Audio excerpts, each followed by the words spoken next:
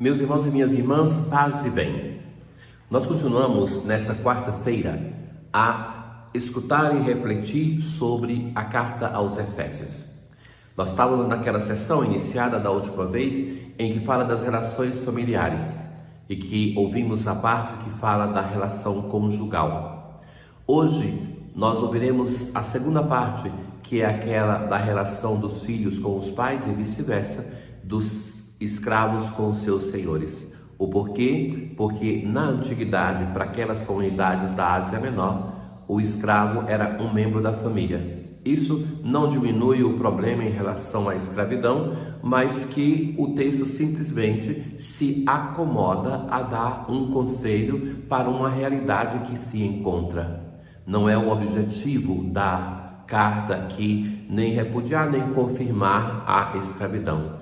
Então, nós, quando lemos um texto bíblico, devemos ter a sensibilidade também de entender o texto como fruto de uma época e que cada texto, como as parábolas de Jesus, não tem a pretensão de enfrentar todas as situações naquela parte. Mas sobre o tema da escravidão, nós devemos buscar em outros lugares e também com a sabedoria de que são textos antigos que muitas vezes simplesmente vão buscar evangelizar aquela situação que está acontecendo. No caso aqui, o que nós vamos ver é que na parte da relação dos escravos com os senhores se chama a uma mudança de atitude, falando que todos os servos e os senhores, os escravos e os patrões são todos servos de um único Senhor, que é Deus. Filhos, obedecei aos vossos pais no Senhor, pois isto é que é justo. E vai recordar que o mandamento que traz uma promessa é aquele do honra teu pai e tua mãe, que é uma promessa de felicidade e longa vida sobre a terra. A obediência, que o nome obediência, a palavra em si quer dizer uma abertura à escuta, obaudire.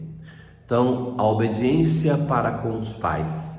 Na verdade, o quarto mandamento é aquele que divide as águas entre as relações com Deus e a relação com os outros seres humanos. Porque dessa relação com os pais depende a nossa própria relação com Deus.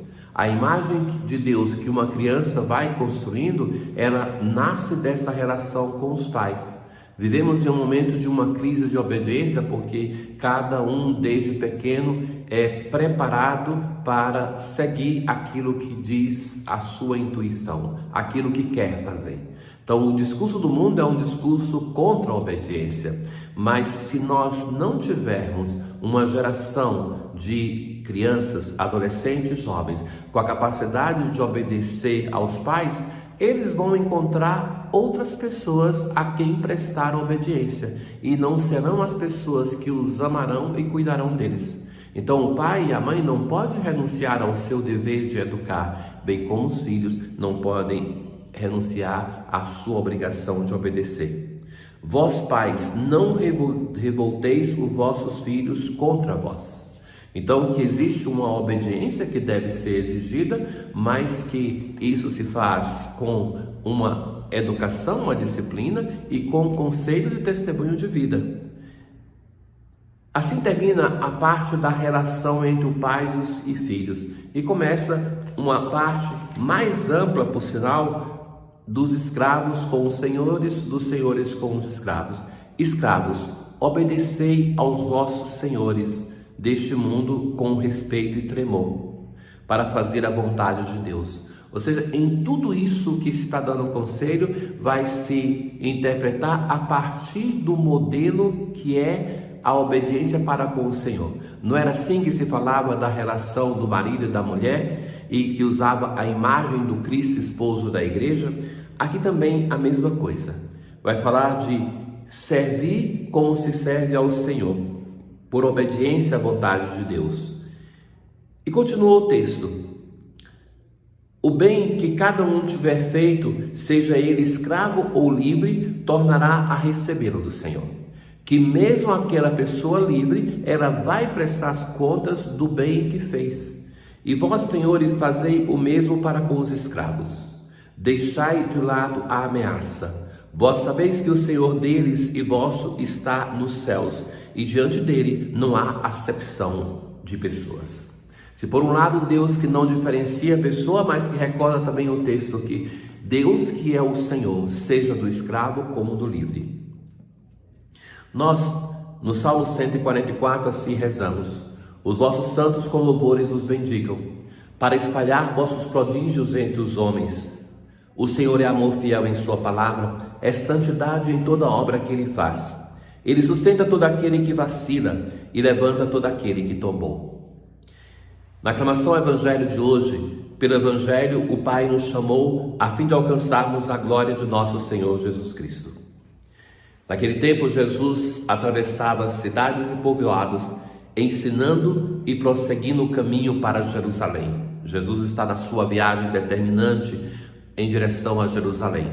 E alguém faz uma pergunta que busca não um aprofundamento, mas satisfazer uma curiosidade. Senhor, é verdade que são poucos os que se salvam? Jesus nunca responde essas perguntas, mas aproveita da curiosidade de alguém para chamar a aprofundar alguma questão vital, alguma questão importante. E vai dizer assim: fazei todo o esforço possível para entrar pela porta estreita. Ou seja, que a salvação não é aquela coisa que se vai por osmose, carregado pelos outros, mas a porta estreita para dizer assim, que é preciso uma opção pelo Senhor. Não basta que tenhamos nascido católicos cristãos, mas se deve optar na vida por ser católico, por ser cristão. E assim continuou o Senhor.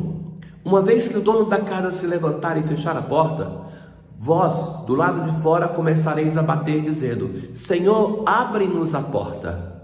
Ele responderá: não sei de onde sois. Ou seja, que tem um tempo para a conversão.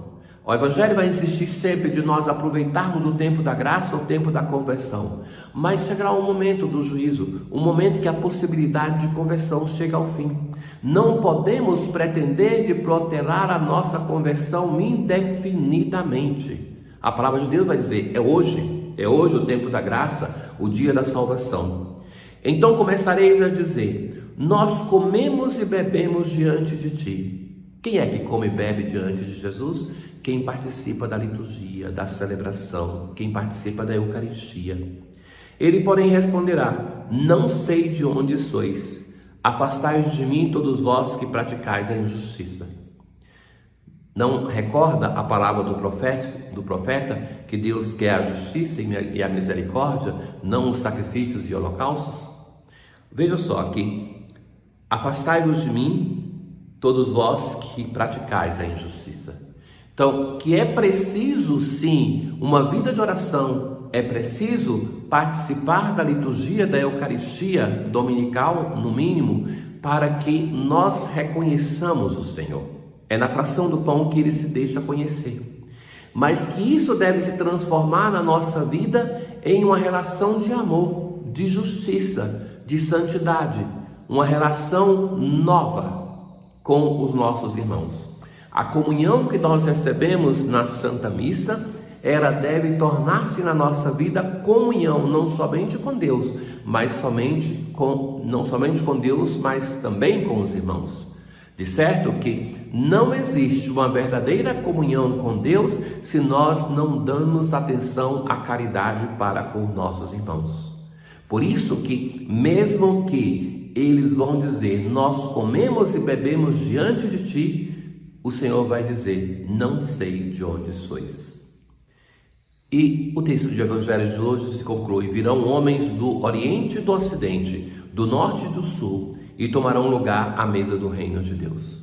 Ou seja, que aquilo que alguns do povo de Israel, ou mesmo para nós de igreja, podemos não chegar, porque pensamos que nos bastou comer e beber com o Senhor e não chegar à salvação eterna, o Senhor vai dizer: outros virão e ocuparão o reino que foi preparado para nós. Na oração sobre as oferendas, olhai, ó Deus, com bondade as oferendas que colocamos diante de vós, e seja para a vossa glória a celebração que realizamos. Tenham todos um bom dia. O Senhor esteja convosco, Ele está no meio de nós. Abençoe-vos o Deus Todo-Poderoso, o Pai, o Filho e o Espírito Santo. Paz.